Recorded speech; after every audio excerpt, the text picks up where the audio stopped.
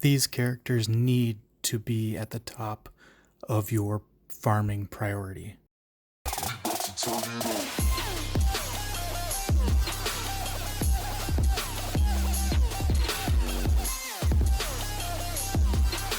And welcome back to Take One Gaming. This is Ash, and today I will be going over these characters that need to be at the top of your farming list. This group of characters will help you with one of the biggest bottlenecks in the game: scrolls.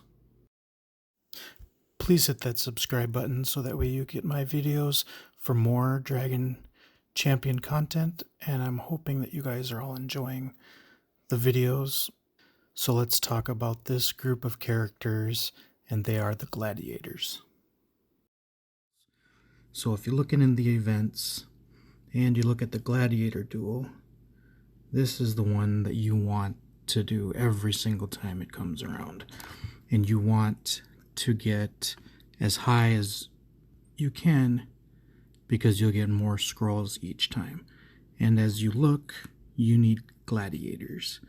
So this is one of the most important groups of characters to farm. So we'll look in heroes and look to see who the Gladiators are. And there we go. As you can see, I have Mar. He is really good to get Soleus anyway, and he's really good DPS. Right now I'm using him on my arena squad. You'll need to gear him and increase his skills with scrolls. And as you can see, this will hurt. Deals 240 to 300% of physical damage to an enemy. You got this will hurt real bad and deals 220% of physical damage to all enemies if the ability deals at least 4 critical hits. Its cooldown is reset. That is huge. Rage, and if you go down to level 6, gains a damage increase, crit chance increase, and a crit damage increase for 2 turns. Recovers 50% of turn meter at level 6. And this one's good too. I haven't put the scrolls into it yet, but Ouch is good. And if you look at level 6, he deals 1% more damage for each 2% of his missing health. So like I said, you're going to need him for Soleus anyway. He is an awesome DPS character. You'll need him for Soleus. He can be used in arena. He's great with the orcs in the tower. Just a great...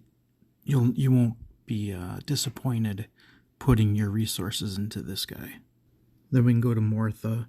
Mortha, she's a decent-ish healer, but you're going to need her for Soleus anyway. Her to put some gear and scrolls into the skills. As you can see, I've pretty much just gone for her heal. But she's decent, and you'll need Revel. Revel is really good. As you can see, I have 176 shards for him. I'll summon him at some point. I'm waiting till I can get the offer when I summon him.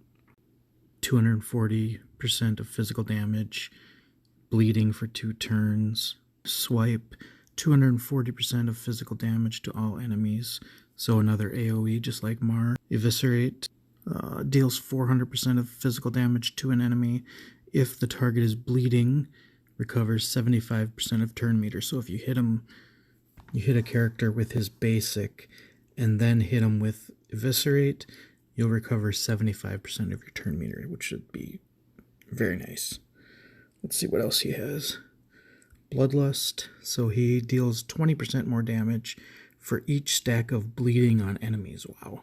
I really need to summon this guy. And he's got a leadership ability, but I think the best leadership for Pride is Hera. But if you can get him, like I said, with your Gladiators, he would be a good addition to a squad. Eric Shieldbreaker, same thing. He's really good. Let's look at his skills. Puncture, basic ability, deals 180% of physical damage to an enemy, plus an extra 80% of physical damage that pierces shields. That's pretty nice. That's pretty good. Let's see what else he has. He has Colossal Strike, deals 390% of physical damage to an enemy. This attack deals 30% more damage against shields. Eric gains damage increase for 2 turns. Rousing Cry gains debuff immunity and armor increase and applies both to 4 allies for 2 turns. That's a nice buff to give your squad. And then Heavy Fists. Eric deals 30% physical damage increase and an additional 5% for each living human in the party, so that's really good. So he's definitely another one I need to summon. 272 shards I have for him, so he'll be on my list. Let's see, who else do we have here? Diesel Rog is coming out next week. Ember's following him. But like, as you can see, they're both Gladiators too, so they would be definite great additions to your roster, and especially to the Gladiators. Mega Wheel, let's look at Mega Wheel. I haven't really looked at him, so his basic, Get 'em, deals 180% of physical damage to an enemy, applies 1 stack of pain for 5 turns. Let's see, Hit Me. He gains Taunt and Cheat Death for 2 turns, removes 2 debuffs, and recovers 25% health. That's nice. You Call That a Hit.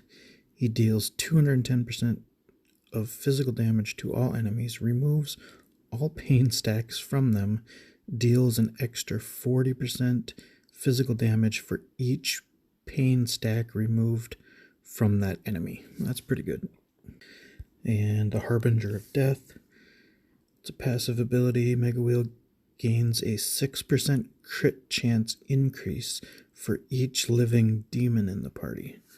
So it's not going to help your Gladiators, but it's good if you have put him with Xantara and Kyra. Let's see, who else do we have? Master Duo. I haven't really done much with Master Duo. Let's see. Deals 250% of physical damage to an enemy, a 50% chance to inflict slow for 2 turns. If target is afflicted by slow, its turn meter is reduced by 30%. Path of the Tiger. Master Duo and 3 allies recover 30% of their turn meter and gain regeneration and armor increase for 2 turns.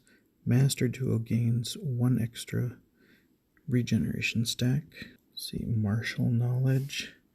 Master Duo assumes a battle stance, gaining 50% of his turn meter and recovering 35% health. While in battle stance, Master Duo gains 30% crit chance, that's nice, and 30% crit damage, nice. This effect cannot be prevented or removed. Using the ability again will cancel the battle stance. And he gains counter attack for 2 turns. And let's see what his last ability is. It's a passive. So Master Duo is immune to blindness attacks. If Master Duo is the last remaining fighter, his incoming damage from all sources is reduced by 50%. And like I said, we'll be getting Diesel Rog next week and Ember shortly after. And I think there was a tournament to get Bori shards or rune stones. So this is definitely a group of characters you want at the top of your farming list.